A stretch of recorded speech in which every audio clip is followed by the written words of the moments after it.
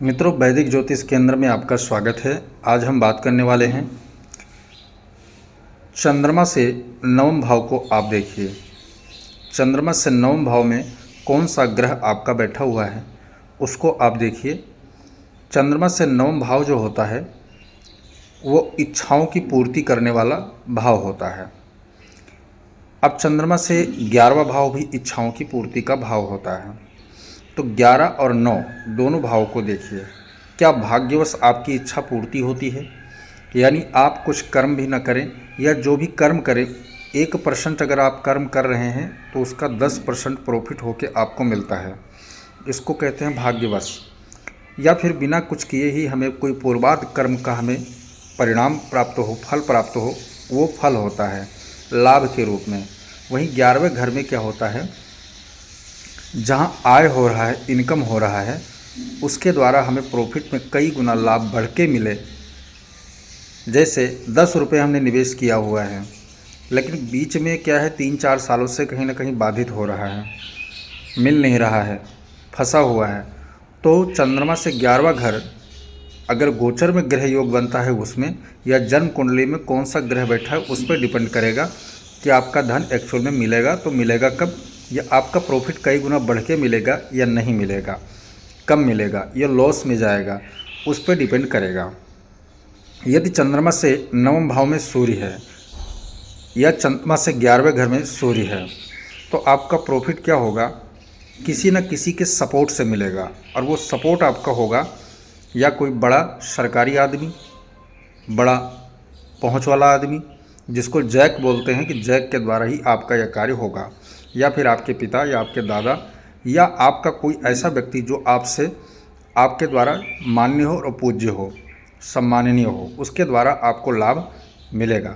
लाभ मिलने का समय जो निश्चित होता है वो होता है कि आपके द्वारा नियोजित कर्म से 1 साल, 6 महीने या 3 महीने में आपको लाभ, इसका प्रॉफिट दिखाई देगा।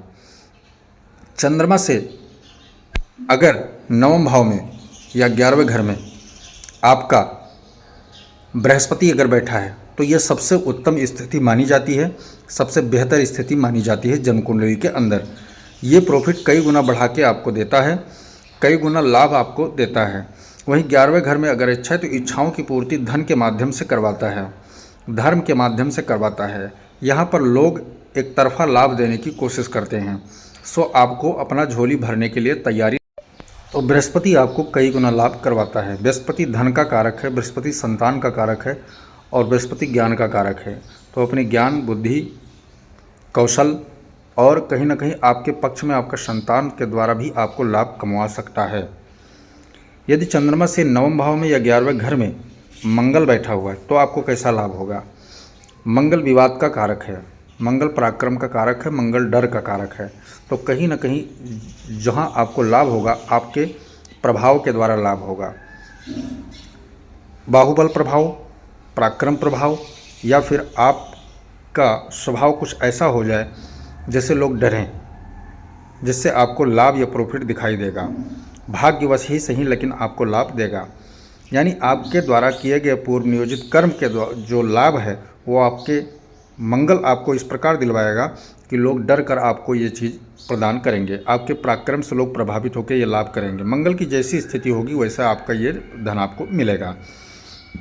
अगर चंद्रमा से नवम भाव में और 11वें घर में बुध बैठा है तो आपका ये लाभ जो है ठीक बृहस्पति की तरह लाभ रहने वाला है। व्यापार के द्वारा, ब्याज के द्वारा दिया गया चीज़ आपको प्रॉफिट में इस प्रकार मिलेगा, जैसे आपने 10 रुपये दिए हो तो कोई प्रसन्न हो कि आपने मेरा सही समय पर कार्य करवाया है तो आप मेरे तरफ से 20 लीजिए। यानी एक्स्ट्रा लाभ करके बुध आपको दिलवाता है। ये आपके दिमाग, इंटेलिजेंस, बुद्धि, विवेक के द्वारा आपको लाभ प्राप्त होगा। यदि आपके चंद्रमा से नवम भाव और 11वें घर में शनि अगर बैठा हुआ है तो आपको लाभ संघर्ष के द्वारा करवाएगा, मेहनत के द्वारा करवाएगा, कर्मठता के द्वारा करवाएगा। परंतु जितना आप करोगे, जितना आप दोगे, आपका एक पैसा वेस्ट नहीं होने देगा शनि। हाँ, समय थोड़ा लगता है, 3 से 4 साल या 5 साल के बीच में आपको लाभ दिखाई देगा, क्योंकि यह शनि मंदा ग्रह होता है और कहीं ना कहीं संघर्ष करवाने का इसका काम होता है, दुख का कारण भी होता है। तो कहीं ना कहीं संघर्ष के द्वारा ही आपको लाभ प्राप्त होगा। भाग्यवशी से ही कैसो भी स्थिति में डूबने नहीं देगा आपका धन।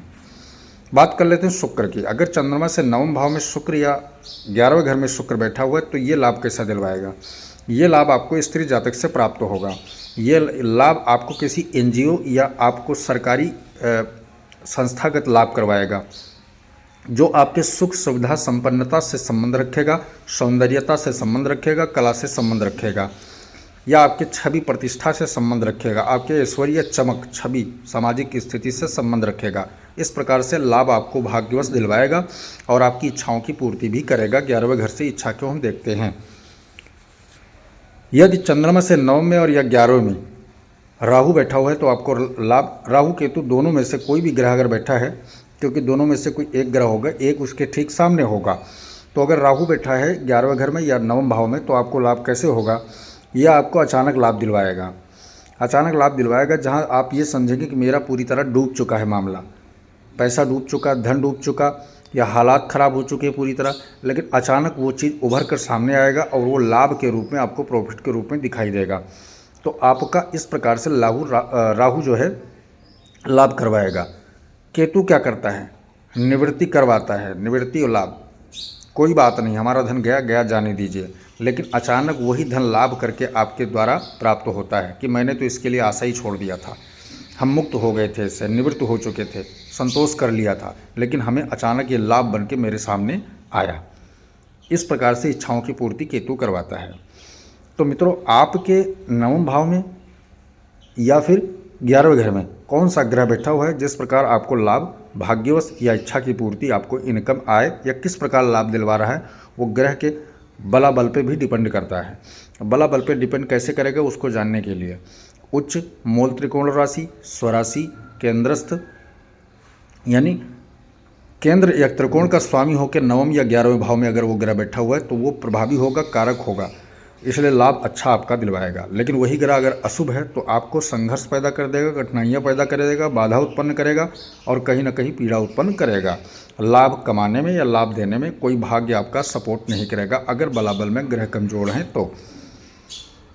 परीक्षण कीजिए कि आपका ग्रह कैसे है, किस स्थिति में है, चंद्रमा से 9वें भाव में कौन है एक्चुअल में, क्योंकि चंद्रमा मन का कारक होता है, शीघ्र गति का कारक होता है। तो अत्यधिक या जल्दबाजी में हमें लाभ लेने के लिए, स्थिति को देखने के लिए या हमारी मानसिक स्थिति के अनुसार लाभ लेने के लिए हमें चंद्रमा से 9वें और 11वें भाव को देखना जरूरी होता है। मित्रों, वीडियो पसंद आए तो लाइक करें, शेयर करें, सब्सक्राइब करें, साथ में बेल आइकन का बटन जरूर दबाएं ताकि हमारा नया लेटेस्ट वीडियो इसी प्रकार आपको मिलता रहे। जय सिया राम।